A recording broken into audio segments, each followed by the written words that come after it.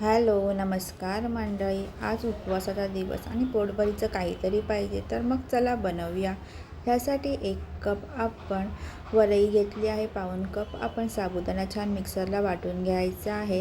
ह्याच्यामध्ये ताक आणि गरजेनुसार पाणी घालून हे मिश्रण छान असं मिक्स करायचं आणि 15 ते 20 मिनटं भिजत ठेवायचं आहे. चटणीसाठी कोथिंबीर, मिरची, शेंगदाणे, जिरं, आलं, साखर, मीठ, लिंबाचा रस आणि ताक घालून छान अशी चटणी वाटून घ्यायची आहे. बॅटरमध्ये आपण शेंगदाण्याचा कूट, मिरची, आल्याची पेस्ट आणि बटाटा, कोथिंबीर, मीठ घालून हे बॅटर छान असं मिक्स करायचं आहे.